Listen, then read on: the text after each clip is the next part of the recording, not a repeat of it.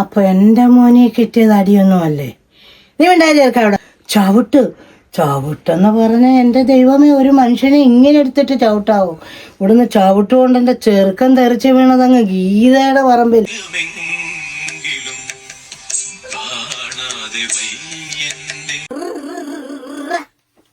കുടമണി താളം കേട്ട് നീ ഒരു പാട്ട് പാടടി കുയിലാളി. ഹായ് ഹലോ, വീണ്ടും ഒരു വെറുപ്പിക്കലായിട്ട്. വെറുപ്പിക്കലാണോ? അല്ലായിരിക്കും അല്ലേ.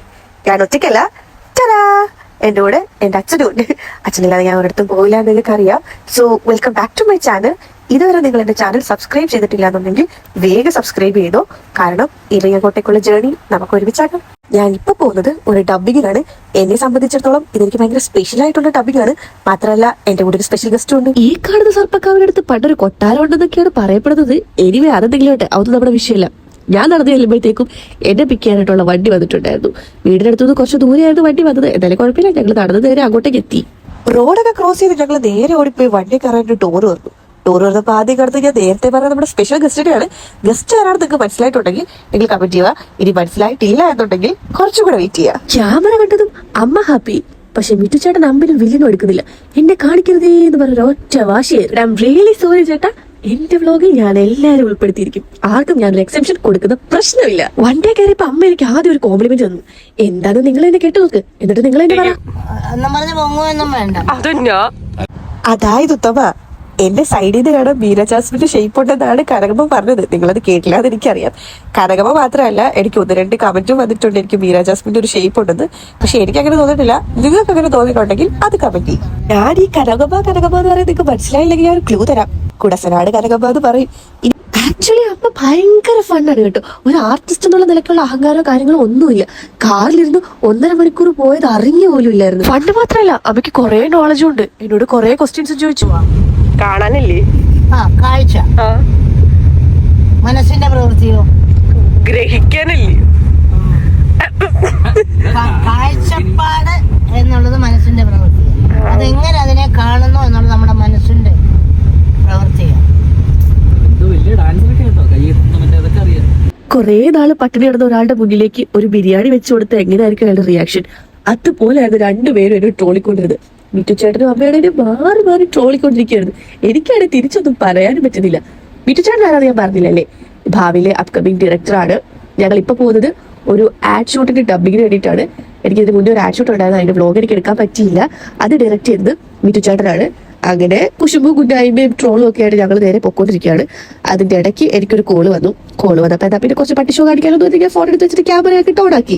എന്റെ ഒരു സ്വഭാവം വെച്ച് ഞാൻ നേരത്തെ എഴുതിയിട്ടുണ്ടെങ്കിൽ എനിക്ക് വിശക്കും. അതുകൊണ്ട് തന്നെ ഞാൻ വീട്ടിൽ നിന്ന് ഫുഡ് കഴിച്ചു. ഇന്നതൊരു അസുഖമായിരിക്കുമോ? അല്ലല്ലേ. പക്ഷെ അമ്മയും ചേട്ടനും കഴിച്ചില്ലായിരുന്നു. അതുകൊണ്ട് തന്നെ അവർക്ക് കഴിക്കാൻ വേണ്ടിയിട്ട് ഞങ്ങൾ നേരെ ഒരു ഹോട്ടലിലേക്ക് അങ്ങോട്ട് വെച്ച് പിടിച്ചു. കണ്ണാടി പിന്നെ എന്റെ ഒരു വീക്ക്നെസ് ആയതുകൊണ്ട് ഞാനങ്ങ് ക്യാമറ ഓണാക്കിയതും മിറ്റു ചേട്ടൻ ഒറ്റോട്ടം. അയ്യോ എന്നെ കാണിക്കില്ലേ? അതൊക്കെ എന്റെ കനകമ്മ ഒരു പേടിയില്ല, നേരെ ക്യാമറയുടെ മുന്നിലേക്ക് അങ്ങനെ വന്ന് നിന്നോളും. ഞങ്ങള് ഭയങ്കര കമ്പനിയാ കേട്ടോ. ഞാൻ ഓൾറെഡി ഫുഡ് കഴിച്ചോണ്ട് എനിക്കൊന്നും വേണ്ടാന്ന് ഞാൻ പറഞ്ഞു. പിന്നെ അച്ഛനും ഒന്നും കഴിച്ചില്ല. അവരാണെങ്കിൽ വലിയ ഗീറോ സ്റ്റാർന്ന് ഓർഡർ ചെയ്ത് എന്തോ ഒരു വലിയ തൊപ്പി പോലത്തെ ഒരു സാധനം വന്നിപ്പോണ്ട്. മിറ്റു ചേട്ടനാണെ മുഖം പൊത്തി നിൽക്കുക. എന്റെ വ്ലോഗിൽ കാണിക്കില്ല, ഞാനൊരു ഡയറക്ടർ ആവാൻ പോകുന്ന ആളാന്ന് പറഞ്ഞു. എനിക്ക് കാണിക്കാൻ പറ്റില്ല ചേട്ടാ. അങ്ങനെ ഞാനൊരു കോഫി മാത്രം ഓർഡർ ചെയ്തു. കോഫി കുടിച്ചോണ്ടിരുന്നു. അവർ ഫുഡ് കഴിക്കാൻ വേണ്ടിയിട്ട് ഞാൻ വെയിറ്റ് ചെയ്തോണ്ടിരിക്കുവായിരുന്നു. അങ്ങനെ ഫുഡൊക്കെ കഴിച്ചിട്ട് കൈയൊക്കെ കഴുകി നേരെ അവിടെ നിന്ന് ഇറങ്ങുവാണ്. ഇറങ്ങുമ്പോഴത്തേക്കും മിറ്റുചേട്ടൻ വണ്ടിയായിട്ട് വന്നു. മൂപ്പരാണ് നമ്മുടെ ഡ്രൈവർ. അങ്ങനെ പറയാൻ പറഞ്ഞു, എന്നാലും ഞാൻ അങ്ങനെ പറയില്ല. ഒരു ഡയറക്ടറിന്റെ ഡ്രൈവർ ആക്കിയത് ഞാൻ ഒരിക്കലും പറയില്ല. അങ്ങനെ അച്ഛൻ ഫ്രണ്ടിൽ കയറി ഞാനും കനകമ്മയും ബാക്കിലിരുന്നു. കാരണം എന്ന് വെച്ചാൽ ബെൽറ്റ് ഇടാൻ പറ്റില്ല എന്ന് പറഞ്ഞിട്ടാണ് കനകമ്മ ബാക്കിലേക്ക് വന്നത്. എനിവേ ഞങ്ങൾ അവിടെ നിന്ന് നേരെ ഫുഡൊക്കെ കഴിച്ചു ഇറങ്ങുന്ന വഴിക്കാണ് ഒരു കാര്യം ഓർത്തത്. ഈ ഷൂട്ട് ചെയ്യുന്നതിന്റെ ഇടയ്ക്ക് നമുക്ക് ചിപ്സിന് ഭയങ്കര ഇമ്പോർട്ടൻസ് ഉണ്ട്. അതെന്താ ഞാൻ കുറച്ച് കഴിഞ്ഞിട്ട് പറയാം. അത് നമുക്ക് ചിപ്സ് മേടിക്കണം. ഡബിങ്ങിന് നമുക്ക് ചിപ്സ് വേണമല്ലോ. അതുകൊണ്ട് ഞങ്ങൾ ചിപ്സ് മേടിക്കാൻ വേണ്ടിയിട്ട് ഒരു കടയിൽ കയറി. അവിടെ ക്യാമറ മുക്കി പിടിച്ചുകൊണ്ട് വന്നെന്ന് പറഞ്ഞ് മിറ്റു ചേട്ടൻ ഓടാനായിട്ട് തുടങ്ങുന്നതാണ് നിങ്ങൾ ഇപ്പൊ കാണുന്നത്. ഇപ്പൊ നിങ്ങൾ വിചാരിക്കും ഡബിങ്ങിന് എന്തിനാ ചിപ്സ് എന്ന് ഞാൻ പറഞ്ഞുതരാം. ഞാൻ എടുത്ത ആ ഷോട്ടില് ഞാൻ ചിപ്സ് കഴിച്ചുകൊണ്ടിരിക്കുന്ന ഒരു സീനായിരുന്നു. അത് റീടേക്ക് എടുത്ത് ഒരു പാക്കറ്റ് ചിപ്സ് മുഴുവൻ ഞാൻ തീർത്തിരുന്നു. അപ്പൊ അന്നേ അവര് പറഞ്ഞതാണ് ഡബിങ്ങിന് വരുമ്പോഴത്തേക്ക് ചിപ്സ് മിച്ചം വെക്കണമെന്നുള്ളത്. പക്ഷെ എന്നെ കൊണ്ട് അത് പറ്റുമെന്ന് എനിക്ക് തോന്നുന്നില്ല. അന്ന് ചിപ്സ് തീർത്തത് കൊണ്ടാണ് ഇന്ന് വേറെ ചിപ്സ് മേടിച്ചത്. ഞാൻ ഓൾറെഡി പറഞ്ഞു ഒരു ചിപ്സ് പോരാ, 2 പാക്കറ്റ് ചിപ്സ് വേണമെന്ന്. പക്ഷെ ഒരു പാക്കറ്റ് ചിപ്സിൽ എന്നെ ഒതുക്കി. എനിവേ അതൊക്കെ മേടിച്ചുകൊണ്ട് ഞങ്ങൾ നേരെ ഡബിങ് സ്റ്റുഡിയോയിലെത്തി. ഈ കാണുന്ന ബിൽഡിങ്ങിലായിരുന്നു ഡബിങ്. പാലായിലുള്ളൊരു സ്ഥലത്തായിരുന്നു അത്. എന്നെ സംബന്ധിച്ചിടത്തോളം ഇതെനിക്ക് ഭയങ്കര സ്പെഷ്യൽ ആയിട്ടുള്ളൊരു ഡബിങ്ങാണ്. എന്താന്ന് വെച്ച് കഴിഞ്ഞാൽ ഒരു ആർട്ടിസ്റ്റിന്റെ കൂടെ ഞാൻ ഡബ് ചെയ്യാൻ പോകുന്നത് ആദ്യമായിട്ടാണ്. സാധാരണ എന്നെ ഒറ്റയ്ക്ക് വിളിക്കാറാണ് പതിവ്. അതുകൊണ്ട് തന്നെ അതിന്റെ ഒരു എക്സൈറ്റ്മെന്റും കാര്യങ്ങളും എനിക്കുണ്ട്. അങ്ങനെ നേരെ അവിടെ എത്തി സ്റ്റുഡിയോയിലോട്ട് കയറി. അങ്ങനെ നേരെ സ്റ്റുഡിയോക്കകത്ത് കയറി. അകത്ത് കയറിയപ്പോഴാണ് നഗ്ന സത്യം എനിക്ക് മനസ്സിലായത്. അകത്ത് വെട്ടയില്ല എന്നുള്ള കാര്യം. ഷിറ്റ്, അതൊന്നും എന്നെ കളർത്തില്ല. അതിന് വേണ്ടിയിട്ടാണല്ലോ നമുക്ക് എഡിറ്റിംഗിൽ ഫിൽറ്റർ എന്ന് പറഞ്ഞിട്ടൊരു ഓപ്ഷൻ ഉള്ളത്. എനിവേ, അതെന്തെങ്കിലും ആട്ടെ. ആദ്യം അമ്മയാണ് ഡബ് ചെയ്യാനായിട്ട് കയറിയത്. അതിനുശേഷമായിരുന്നു ഞാൻ. അമ്മ ഡബ് ചെയ്തോണ്ടിരിക്കുമ്പോൾ ഞാൻ ഇപ്പുറത്ത് എന്റെ സ്ക്രീനിൽ കണ്ടോണ്ടിരിക്കുകയായിരുന്നു. ആ ടൈമിൽ കിട്ടുന്ന ഒരു ഫീൽ ഉണ്ടല്ലോ, എന്റെ പൊന്നളിയാ. ഈ സീൻ കേട്ടപ്പോൾ നിങ്ങൾ വിചാരിച്ചു കാണും ഞാൻ അഭിനയിച്ചത് പെർഫ്യൂമിന്റെ ആഡിലായിരിക്കുന്നു. പക്ഷേ അല്ല, ഇത് ശരിക്കും പറഞ്ഞാൽ തിയേറ്റർ റിലീസ് ചെയ്യാൻ വേണ്ടിയിട്ടുള്ള ഒരു ആഡാണ്. നിങ്ങൾ തിയേറ്ററിൽ പോകുമ്പോൾ ഈ ആഡ് കാണുവാണെങ്കിൽ നേരെ വന്ന് ഈ വീഡിയോയുടെ താരം കമന്റ് ഇടണം. അപ്പൊ എനിക്ക് മനസ്സിലാവുമല്ലോ എത്ര പേർക്ക് എന്നെ ഐഡന്റിഫൈ ചെയ്യാൻ പറ്റിയെന്നുള്ളത്. ഇതൊക്കെ വലിയൊരു സന്തോഷം. സ്റ്റുഡിയോയ്ക്കകത്ത് മിണ്ടാൻ പറ്റാത്തതുകൊണ്ട് ഞാനും കർത്താവും കണ്ണി കുറേ നേരം നോക്കിയിരുന്നു. അകത്ത് ഡബിങ് തകർത്ത് നടന്നുകൊണ്ടിരിക്കുക. സത്യം പറഞ്ഞാൽ ഏറ്റവും കൂടുതൽ ശ്രദ്ധ വേണ്ട കാര്യം എന്ന് പറയുന്നത് ഡബിങ്ങിലാണ്. അകത്ത് ഡബിങ് നടക്കുന്നുണ്ടെങ്കിലും എന്റെ ശ്രദ്ധ ഫുള്ള് സ്ക്രീനിലായിരുന്നു. കാരണം ഞാൻ എന്നെ സ്ക്രീനിൽ കണ്ടുകൊണ്ടിരിക്കുകയായിരുന്നു. ആ ഒരു എക്സൈറ്റ്മെന്റും കാര്യങ്ങളിലുമായിട്ടാണ് ഞാനിരുന്നത്. അമ്മ അകത്തിരുന്ന് കുറേ കാര്യങ്ങൾ പറയുന്നുണ്ട്. മിറ്റു ചേട്ടനും എന്തൊക്കെയോ പറയുന്നുണ്ട്. ഇവർ തമ്മിൽ ഭയങ്കര ഡിസ്കഷൻ നടക്കുന്നുണ്ട്. ഇതെല്ലാം എന്നെ ബാധിക്കുന്ന കാര്യമാണെന്ന് എനിക്കറിയാം. പക്ഷെ അത് ശ്രദ്ധിക്കാൻ എനിക്ക് പറ്റുന്നുണ്ടായിരുന്നില്ല. കാരണം ഞാൻ അത്ര എക്സൈറ്റഡ് ആയിരുന്നു. അറ്റ്ലാസ്റ്റ് കാത്തിരുന്ന് എന്റെ കൂടെ എത്തി. നമ്മൾ പറഞ്ഞു കേട്ടിട്ടില്ലേ, ഓവർ എക്സൈറ്റഡ് ആകുമ്പോൾ നമ്മുടെ ഹാർട്ട് ബീറ്റ് കൂടുമെന്നുള്ളത്. സത്യം പറയാലോ, സന്തോഷവും എക്സൈറ്റ്മെന്റും എന്താ പറയാ, എന്തൊക്കെയോ കൊണ്ട് നമ്മുടെ ഹാർട്ട് ബീറ്റ് ഇങ്ങനെ കൂടിക്കൊണ്ടിരിക്കുക. ആ ബൈക്ക് എടുത്ത് എന്റെ ഹാർട്ടിൽ വെച്ചിട്ടുണ്ടെങ്കിൽ നിങ്ങൾക്ക് കറക്റ്റ് ആയിട്ട് കേൾക്കാനായിട്ട് ഹാർട്ട് ബീറ്റ് എന്തോരം ഉണ്ടെന്നുള്ളത്. പിന്നെ ഞാനൊരു പ്രോ അല്ലാത്തതുകൊണ്ട് എനിക്ക് ഒരുപാട് മിസ്റ്റേക്സ് ഉണ്ടായിരുന്നു. അതെല്ലാം അവർ രണ്ടുപേരും സോർട്ട് ചെയ്ത് തരുന്നുണ്ട്. പിന്നെ ഞാൻ മാത്രമല്ല എന്റെ കൂടെ അഭിനയിക്കുന്നത്, എന്റെ കൂടെ ചിപ്സും അഭിനയിക്കുന്നുണ്ട്. എന്താണ് ചിപ്സിന്റെ ഉപയോഗം എന്ന് നിങ്ങൾക്ക് ആ വീഡിയോ ഇറങ്ങി അത് കാണുമ്പോൾ മനസ്സിലാവും. ഓരോരുത്തരും ഡബിങ് കഴിയാൻ വേണ്ടിയിട്ട് നോക്കിയിരിക്കുക അടുത്ത ആള് കയറാൻ വേണ്ടിയിട്ട്. എന്താ അല്ലേ ഇത്രയൊക്കെ ആത്മാർത്ഥതൊക്കെ കാണിക്കുന്നത്. അങ്ങനെ എന്റെ ഡബിങ് കഴിഞ്ഞപ്പോഴത്തേക്കും അടുത്ത ആള് കയറി. ഇത്രയും വലിയ ഗതികെട്ടാൻ ഈ ലോകത്ത് വേറെ ആരെങ്കിലും കാണുമോ? എന്താന്ന് വെച്ചാലേ, ഡയറക്ടർ എന്നെ ഡബ് ചെയ്യേണ്ടി വന്ന ഒരു അവസ്ഥ എന്നൊന്നും പറയാൻ പറ്റില്ല. ആ ഒരു ഷോട്ടിന് അത് ആവശ്യമായതുകൊണ്ട് മിറ്റു ചേട്ടനെ ഡബ് ചെയ്യാൻ കയറി. അങ്ങനെ മിറ്റു ചേട്ടൻ കയറിയ പുറകെ ഞാൻ പുറത്തേക്ക് ഇറങ്ങി. ഇനി അടുത്ത് മിറ്റു ചേട്ടന്റെ ഉഴവാണ്. ഒരു ജസ്റ്റ് പേര് വിളിക്കേണ്ട സാധനം മാത്രമേ ഉണ്ടായിരുന്നുള്ളൂ. അതിന് വേണ്ടിയിട്ടായി കയറുന്ന പട്ടിഷോ കാണിക്കുന്നത്. എനിവേ പോട്ടെ, ഞാനതെങ്കിൽ ക്ഷമിച്ചു വിട്ടു. ഒരു ഡയറക്ടറല്ലേ, നമുക്ക് നാളെ ആവശ്യമുണ്ടല്ലോ. ആൻഡ് ഫൈനലി മിറ്റു ചേട്ടനെ ഡബ് ചെയ്തു. അങ്ങനെ ഡബിങ് എല്ലാം കഴിഞ്ഞു. ചേട്ടൻ ഇറങ്ങി വന്നപ്പോൾ ഞാൻ ക്യാമറ വെച്ചുകൊണ്ടിരിക്കുന്നു. ചേട്ടൻ വന്ന പോലെ എന്നെ തിരിച്ചു പോകാനായിട്ട് തുടങ്ങി. എന്തായാലും എന്തൊരു കാര്യം. അങ്ങനെ വീണ്ടും ഞങ്ങൾ കുറച്ച് അവിടെ നിന്ന് ഫുൾ എഡിറ്റിങ് കഴിഞ്ഞിട്ട് ഔട്ട് ഫുള്ള് കണ്ടിട്ടല്ലേ നമുക്ക് പോരാൻ പറ്റുള്ളൂ. ഔട്ട് ഫുള്ള് കണ്ടു, എല്ലാം സെറ്റായിരുന്നു, ഓക്കെയാണ്. ഡയറക്ടറിന് ഓക്കെ ആണെങ്കിൽ പിന്നെ ആർട്ടിസ്റ്റിന് കുഴപ്പമൊന്നും ഇല്ലെന്നാണ് എൻ്റെ ഒരു വിശ്വാസം. അങ്ങനെ ഞങ്ങൾ നേരെ പിന്നെയും കുറച്ച് വീഡിയോസ് ഒക്കെ എടുത്തു.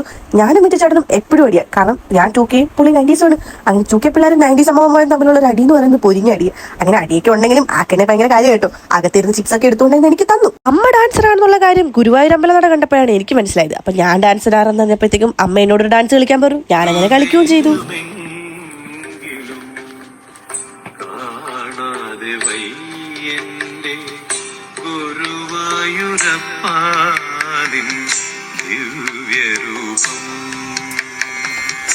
ഒരു നേരമെങ്കിലും കാണാതെ വയ്യന്റെ ഗുരുവായൂരപ്പാനിൻ ദിവ്യരൂപം. ഒരു മാത്രയെങ്കിലും കേൾക്കാതെ വയ്യ നിൻ മുരളി പൊഴിക്കുന്ന ഗാനാലാപം. മുരളി പൊഴിക്കുന്ന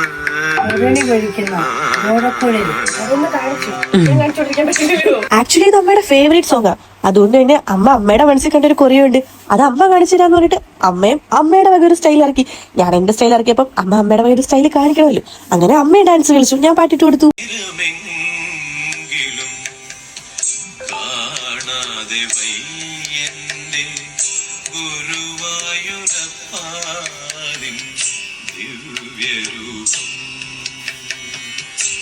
ഒരു നേരമെങ്കിലും കാണാതെ വയ്യന്റെ ഗുരുവായൂരപ്പാനിൻ ദിവ്യരൂപം. ഒരു മാത്രയെങ്കിലും കേൾക്കാതെ വയ്യ നിൻ മുരളി പൊഴിക്കുന്ന ഗാനാലാപം. മുരളി പൊഴിക്കുന്ന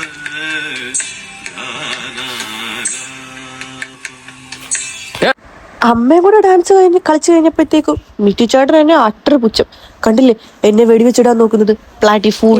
മുളം കാടുകളിൽ അല്ലലം പാടിവേർ തെന്നലേ തെന്നലെ അല്ലിമലർക്കാവുകളിൽ വള്ളികളിൽ ഉയലാടും തെന്നലേ തെന്നലെ വെയിൽ നിന്നു വിളയാടും നിഴലില്ല നിലമാണ് നിവരാനോ നേരമില്ല തെന്നലെ ഇളവില്ല വേല ചെയ്ത് തളരുന്ന നേരമാണ് ഇതുവഴി പോരും നീ തെന്നലേ തെന്നലെ കുടമണിത്താളം കേട്ട് നീ ഒരു പാട്ട് പാടടി കുയിലാളേ കുടമണിത്താളം കേട്ട് നീ ഒരു പാട്ട് പാടടി കുയിലാളേ. എന്താ പറയാ, വൈകി അറിയപ്പെട്ട ഒരു കലാകാരി എന്നൊക്കെ പറയത്തില്ലേ, കഴിവിന്റെ ഒരു നിറകൂടാണ് പുള്ളിക്കാരത്തി. സത്യം പറഞ്ഞു കഴിഞ്ഞാൽ എപ്പോഴും എന്നോട് പറയും എന്റെ പ്രായത്തിൽ പുള്ളിക്കാരത്തി സിനിമയിൽ എത്തിയിരുന്നെങ്കിൽ ഇത് സൂപ്പർ സ്റ്റാർ ആണ്. സത്യം കേട്ടോ, ഒരുപാട് നോളജ് ഉണ്ട് സിനിമയെ കുറിച്ച്. വീഡിയോ എടുക്കാനും മാത്രം എനിക്ക് രണ്ടെണ്ണത്തിന്റെ കുറവുണ്ട്. ഇപ്പോഴും നിങ്ങൾക്ക് ആളെ മനസ്സിലായിട്ടില്ല എന്നുണ്ടെങ്കിൽ ഈ ഡയലോഗ് കേൾക്കുമ്പോൾ നിങ്ങൾക്ക് മനസ്സിലാവും. കാരണം ഈ ഡയലോഗാണ് പുള്ളിക്കാരത്തെ ഫേമസ് ആക്കിയത്. അപ്പൊ എന്റെ മോനെ കിട്ടിയത് അടിയൊന്നും അല്ലേ? നീ ഉണ്ടായി ചേർക്കാം അവിടെ. എന്റെ ജീവിതകാലം മുഴുവൻ അവിടെ അടിയും കൊണ്ടുകൊണ്ട് ഇവിടെ കിടക്കാനോ? അനിയ നീ കേൾക്കണം കേട്ടോ. അയ്യോ അടിയൊന്നുമല്ല, ചവിട്ട്. ചവിട്ടെന്ന് പറഞ്ഞ എന്റെ ദൈവമേ, ഒരു മനുഷ്യനെ ഇങ്ങനെ എടുത്തിട്ട് ചവിട്ടാവോ? ഇവിടുന്ന് ചവിട്ട് കൊണ്ട് എന്റെ ചെറുക്കൻ തെറിച്ച് വീണതങ്ങ് ഗീതയുടെ പറമ്പിലാ. അവിടുന്ന് വറക്കി എടുത്തോണ്ട് വന്നത്. ഈ ചെറുക്കൻ കിഴങ്ങനായി പോയിണ്ടല്ലേ അവളെ എടുത്തിട്ട് തട്ടുന്നത്. വേറെ ആരുടെ വന്ന് ഇതൊക്കെ നടക്കുവോ? അങ്ങനെ ആക്ടിങ് കളരിയും അഭിനയവും ഡബിങ്ങും എല്ലാം കഴിഞ്ഞിട്ട് ഞങ്ങൾ നേരെ സ്റ്റുഡിയോയിൽ നിന്ന് ഇറങ്ങി. ഡബിങ് എല്ലാം പൂർത്തിയാക്കി കഴിഞ്ഞിട്ട് നമുക്ക് പിന്നെ വീട്ടിൽ പോകണമല്ലോ. പിന്നെ അവിടെ നിന്നിട്ട് കാര്യമില്ല. അതുകൊണ്ട് തന്നെ ഞങ്ങൾ അവിടെ നിന്ന് നേരെ ഇറങ്ങി കാറി കയറി. അമ്മ എൻ്റെ കൂടെ തന്നെയായിരുന്നു ഇരുന്നത്. കാരണം അമ്മയ്ക്ക് ഞാൻ ഇല്ലാതെ പറ്റില്ല, എന്ത് ചെയ്യണമെന്ന് പറ. അതുകൊണ്ടൊന്നും അല്ല കേട്ടോ, അമ്മ നേരത്തെ ബാക്കിലിരുന്നുകൊണ്ടാണ് എൻ്റെ കൂടെ ഇരുന്നത്. അങ്ങനെ നേരെ ഞങ്ങൾ സ്റ്റുഡിയോയിൽ നിന്ന് ഇറങ്ങി പൊയ്ക്കൊണ്ടിരിക്കുകയാണ്. നല്ല വിശപ്പുണ്ട്, രാവിലെ കഴിച്ചതല്ലേ, ഇപ്പോൾ ഉച്ചയായി. അതുകൊണ്ട് തന്നെ ഫുഡ് കഴിക്കാൻ വേണ്ടിയിട്ട് ഒരു ഫുഡ് സ്പോട്ട് തപ്പിക്കൊണ്ട് നടക്കുവാണ്. അറ്റ് ലാസ്റ്റ് ഒരു കിട്ടിലെ ഫുഡ് സ്പോട്ട് കണ്ടു. നേരെ അങ്ങോട്ടേക്ക് കയറി. എനിക്കാണ് വിശപ്പിന്റെ അസുഖം ഉള്ളതുകൊണ്ട് എപ്പോഴും വിശക്കും. നല്ല വിശപ്പുണ്ടെങ്കിലും കണ്ണാടി കണ്ടു കഴിഞ്ഞാൽ പിന്നെ നമ്മൾ വെറുതെ ഇരിക്കത്തില്ല എന്നുള്ള കാര്യം അറിയാലോ. പിന്നെ കണ്ണാടിയുടെ മുന്നിൽ നിന്ന് കുറച്ച് പട്ടിഷോയും കാര്യങ്ങളൊക്കെ കാണിച്ചിട്ട് നേരെ ഫുഡ് ഓർഡർ ചെയ്യാൻ വേണ്ടിയിട്ട് സീറ്റിൽ വന്നിരുന്നു. ഫുഡ് വരാൻ വേണ്ടിയിട്ട് കുറേ ടൈം എടുക്കും. സത്യം പറഞ്ഞു കഴിഞ്ഞാൽ വലിയ വലിയ ഹോട്ടലിൽ കയറിയാൽ തന്നെ അതാണ് ഏറ്റവും വലിയ മെനക്കേട്. ഫുഡ് വരാനായിട്ട് ഒരു 2 മണിക്കൂറെങ്കിലും മിനിമം എടുക്കും. അപ്പോഴത്തേക്ക് നമ്മുടെ വിശപ്പും തീർന്നു. ഇങ്ങനെ വായി നോക്കിയിരിക്കുമ്പോഴത്തേക്കായിരുന്നു ടി വിയിൽ വേടന്റെ ന്യൂസ് കണ്ടത്. എന്തൊക്കെയോ കാര്യങ്ങൾ നടക്കുന്നുണ്ട്.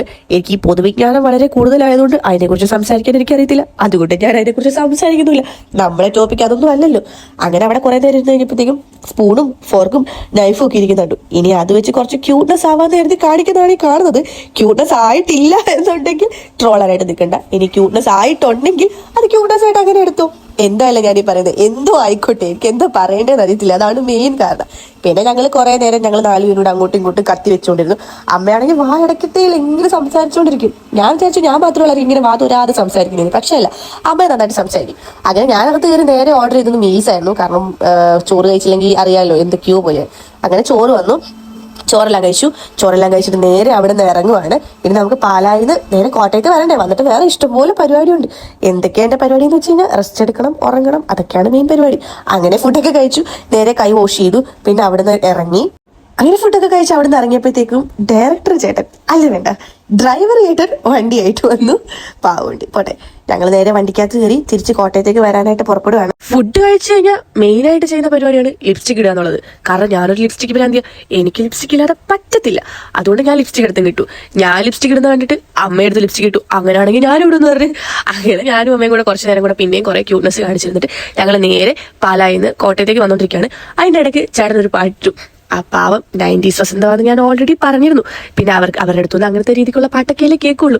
എനിവേ ഞാനും അത് ആസ്വദിച്ചു. അങ്ങനെ പാട്ടൊക്കെ കേട്ട് നേരെ സ്പോട്ടെത്തി. എല്ലാവരോടും ടാറ്റ പറഞ്ഞ് ഞാനും അച്ഛനും കൂടെ അവിടെ നിന്ന് ഇറങ്ങി. സത്യം പറഞ്ഞാൽ സമയം പോയത് അറിഞ്ഞില്ല. ഉച്ചവരെ പോയത് എന്ത് പെട്ടെന്നായിരുന്നു. അമ്മയും ചേട്ടനും ഭയങ്കര അടിപൊളിയായിരുന്നു. അപ്പം ഇന്നത്തേക്ക് ഇത്രയേ ഉള്ളൂ. അടുത്തൊരു വ്ലോഗുമായിട്ട് നമുക്ക് കാണുന്നത് വരെ എല്ലാവരും ഹാപ്പി ആയിട്ടിരിക്കുക. ബൈ.